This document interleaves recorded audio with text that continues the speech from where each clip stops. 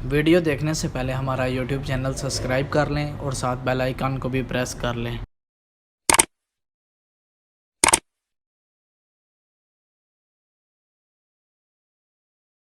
ਗੱਡੀ ਨੇ ਆ ਕੇ ਬ੍ਰੇਕ ਮਾਰੀ ਹੈ ਸਾਡੇ ਸਾਹਮਣੇ। ਡਰਾਈਵਰ ਨੇ ਆਪਣੀ ਸਾਈਡ ਤੋਂ ਲੈਂਦੇ ਸਾਲੇ ਨੇ ਗੱਡੀ ਦੇ ਥੱਲੇ ਮਾਰੀ। जुड़ी केड़ी सी?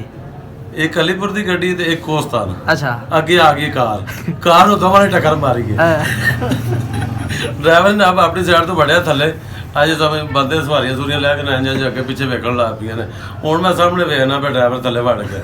ਮੈਂ ਵੀ ਪਿਛਲੇ ਪਾਸੇ ਹੋ ਕੇ ਮੈਂ ਕਿਹਾ ਬਾਹਰ ਆ ਜਾ। ਮੈਂ ਤੇ ਅਗਲੀ ਸਾਈਡ ਤੇ ਵੜਦੇ ਨੇ। ਡਰਾਈਵਰ ਕਿੱਧਰ ਗਿਆ? ਮੈਂ ਉਹਨੂੰ ਆ ਕੇ ਬਾਹਰ ਆ ਜਾ। ਉਹਨੂੰ ਮੈਂ ਪਰ ਅੰਦਰ ਭਾਲਿਆ।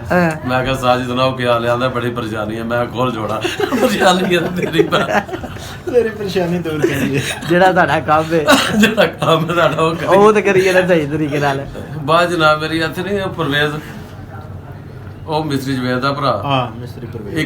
ਇੱਕ ਜਨਾਬ ਮੇਰੀ ਮੀਰਪੁਰ ਦਾ ਕੋਈ ਬੰਦਾ ਸੀ ਮੈਨੇਜਰ। ਉਹ ਇਹ ਸਾਰੇ ਦੁਆਰੇ ਇਕੱਠੇ ਹੋ ਗਏ। ਕਾਰ ਵਾਲਿਆਂ ਨੇ ਉਹਨਾਂ ਨੇ ਵਿੱਚੋਂ ਫਾਰਗ ਕੀਤਾ ਨਾ ਕਿ ਅਸੀਂ ਆਪਸ ਚ ਫੇਰ ਟੱਕਰ ਦੇ ਮਗਰ ਦੇ ਰਵਾਂਗੇ।